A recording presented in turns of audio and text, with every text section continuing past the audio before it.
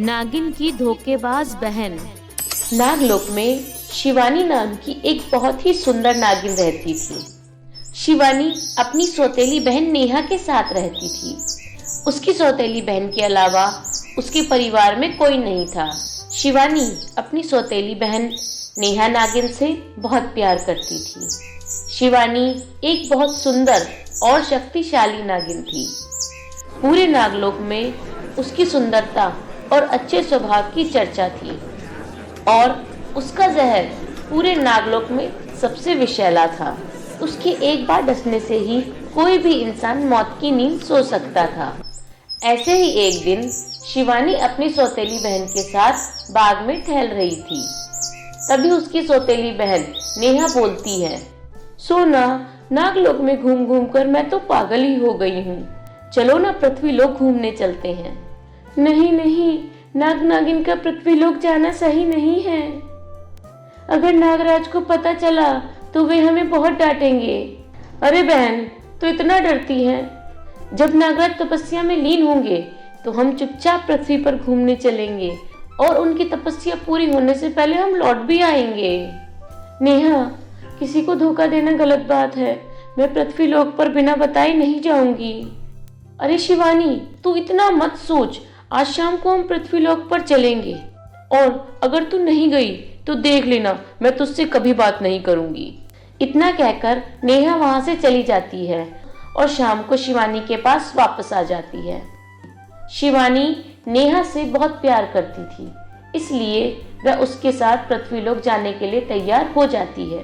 दोनों बहनें सबसे पहले इंसानी रूप में आती हैं और फिर अपनी शक्तियों का इस्तेमाल करके नागलोक से पृथ्वीलोक पर जाती हैं और अपने आसपास की चहल पहल को देखकर नेहा शिवानी से कहती है, देखा पृथ्वीलोक कितना सुंदर है, यहाँ पर कितना कुछ चल रहा है। अगर तुम मेरी बात मानकर यहाँ ना आती तो तुम ये सब तो देख ही नहीं पाती। तुम सही कह रही हो, यहाँ लोग कितने विभिन्न प्रकार के वस्त्र पहनते हैं। क्या जगमगाती हुई रोशनी और इतनी रौनक मैंने नागलोक में तो कभी भी नहीं देखी। तभी तो मैं तुमसे कहती थी कि पृथ्वीलोक बहुत सुंदर है। हम यहाँ हमेशा आया करेंगे और यहाँ के लोगों से बातचीत भी करेंगे। दोनों बहनें इसी तरह बात कर रही थी। तभी वहां पर शेखर नाम का एक लड़का हाथ में फूल लेकर आता है और वह फूल शिवानी को देते हुए बोलता है, बुरा मत मानिएगा प्लीज, ये ब्यूटीफुल फ्लावर्स ब्यूटीफुल गर्ल के लिए। मैं समझी नहीं, आपने क्या कहा? अजी कुछ नहीं, आप ये फूल रख लीजिए। वैसे तो आपकी खूबसूरती के आगे ये फूल काफी फीके हैं, लेकिन फिर भी आप ये फूल रख लीजिए ना प्लीज। शुक्रिया, लेकिन मैं तो आपको जानती भी नहीं हूँ, फिर आपने ये पुष्प मुझे क्यों दिया? आपकी खूबसूरती मुझे यहाँ तक खींच लाई है, अब इससे ज्यादा मैं क्या कहूँ। तभी शिवानी का ध्यान आसमान की तरफ जाता है और वो देखती है कि सूर्यास्त होने वाला है। यह देखकर वह नेहा से बोलती है, नेहा, हमें तुरंत जाना होगा, देखो सूर्यास्त होने वाला है। तभी शेखर कहता है, अरे कहाँ जा रही हो आप? कुछ देर तो रुक जाती। चलो कोई बात नहीं, लेकिन कल मैं आपका यहीं पर इंतजार करूंगा, आप आना जरूर। कुछ दूर जाने के बाद दोनों बहनें अपना रूप परिवर्तित करती हैं और जल्दी से अपनी शक्तियों से नागलोक पहुंच जाती हैं। इसी तरह वक्त बीतता जाता है। आज फिर दोनों बहनें पृथ्वीलोक पर गई। इतना ही नहीं, अब तो शिवानी और शेखर के बीच नजदीकियां भी बढ़ने लगती हैं। गुजरते वक्त के साथ दोनों एक दूसरे से प्यार करने लगती हैं। फिर शिवानी शेखर को अपने नागिन होने की सच्चाई बता देती है। इस तरह एक दिन शिवानी अकेले ही शेखर से मिलने के लिए पृथ्वीलोक पर आती है और शेखर से बोलती है, शेखर, मेरी बहन नीलम के बाद तुम पहले व्यक्ति हो जिससे मैं इतना प्यार करती हूँ। तुम मेरा यकीन कभी मत तोड़ना। नहीं नहीं, कभी नहीं। तुमने ऐसा सोचा भी कैसे? मैं तो तुम्हें सपने में भी धोखा नहीं दे सकता। इतना कहकर दोनों एक दूसरे के गले लगते हैं। तभी अचानक से कोई शिवानी के सिर पर डंडे से वार करता है और शिवानी वहीं पर बेहोश हो जाती है। काफी घंटे बीत जाने के बाद जब उसकी आंखें खुलती है तो वह खुद को नागलोक में पाती है। वह धीरे धीरे उठने की कोशिश करती है। उसके सिर पर अभी भी बहुत दर्द हो रहा था और उसे बहुत कमजोरी महसूस हो रही थी। तभी वहां पर नेहा आती है और बोलती है, शुक्र है भोलेनाथ का कि तुम्हें होश आ गया। मैं तो डर ही गई थी, लेकिन हुआ क्या था? मैं शेखर के पास गई थी। उसके बाद क्या हुआ मुझे कुछ भी याद नहीं। और मैं यहाँ कैसे आई? तुम इतना मत सोचो, तुम बस यूं ही बेहोश हो गई थी। मैं पृथ्वीलोक गई, मैंने तुम्हें वहां बेहोश देखा और मैं तुम्हें उठाकर यहाँ ले आई। इससे ज्यादा और कुछ नहीं है। चलो अब तुम आराम कर लो। नेहा की बात सुनकर शिवानी वापस आराम करने लगती है। ऐसे ही वक्त बीतता जाता है।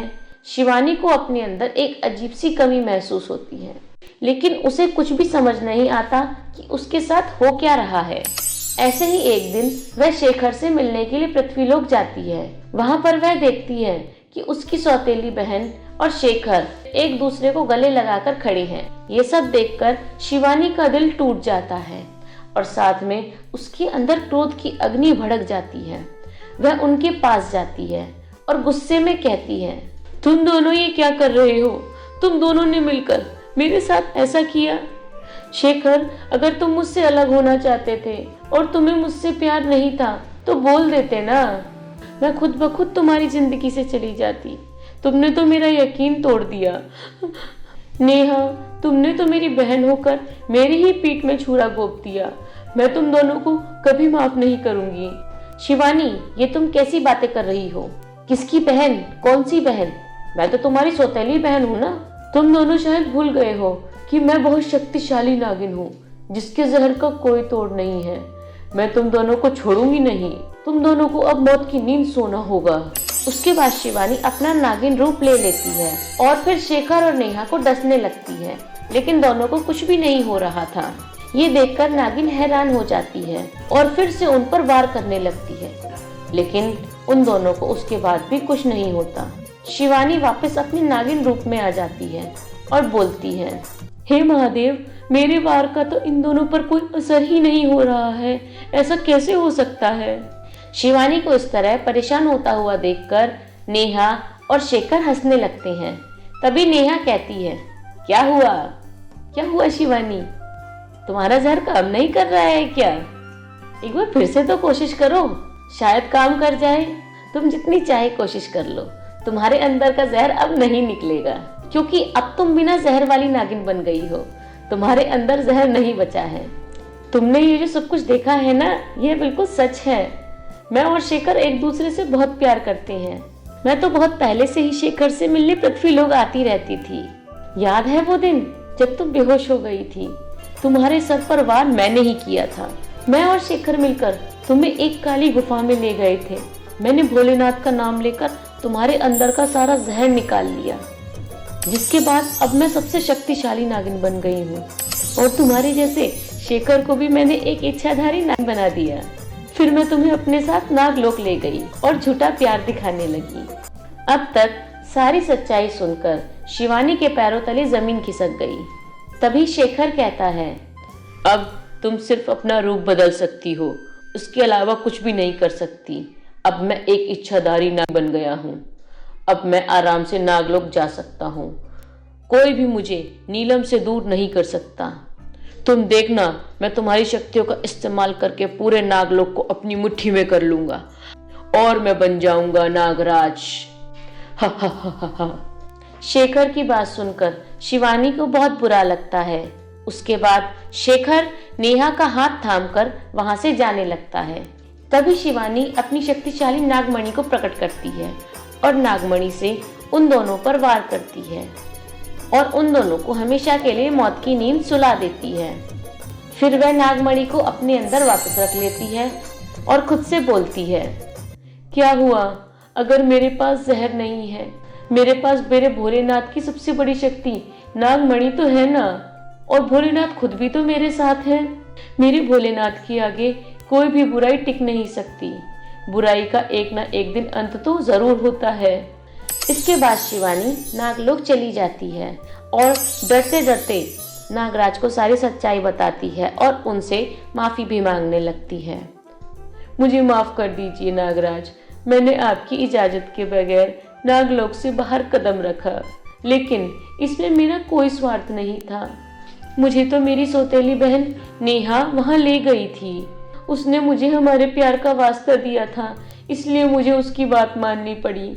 लेकिन उसने अपने सौतेले होने का प्रमाण दे दिया और मेरे पेट में खंजर घोंप दिया। लेकिन मैंने अपना बदला स्वयं ले लिया और उन दोनों को मौत के घाट उतार दिया। इसमें तुम्हारी कोई गलती नहीं है शिवानी।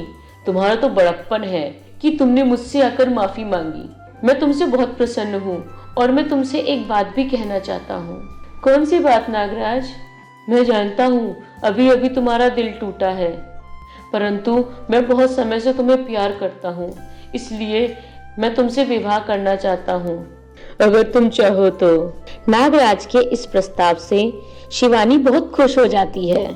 नागराज, नागरानी तो वही नागिन बनती है जो सबसे ज्यादा शक्तिशाली होती है, परंतु मेरे पास तो अब कोई शक्ति ही नहीं है। तुम उसकी चिंता मत करो, मैं अपनी शक्तियों से तुम्हें पहले जैसी नागिन बना दूंगा, सबसे ज्यादा शक्तिशाली और सबसे ज्यादा जहरीली। उसके कुछ दिनों बाद नागराज और शिवानी की शादी हो जाती है। अब शिवानी अपने अतीत को भूलकर नागराज के साथ हंसी खुशी अपना जीवन व्यतीत करने लगती है। तो दोस्तों, अगर आपको कहानी पसंद आई हो तो इसे अपने दोस्तों के साथ भी शेयर करें, और अगर आपने अभी तक भी इस चैनल को सब्सक्राइब नहीं किया है तो जल्दी से सब्सक्राइब करें।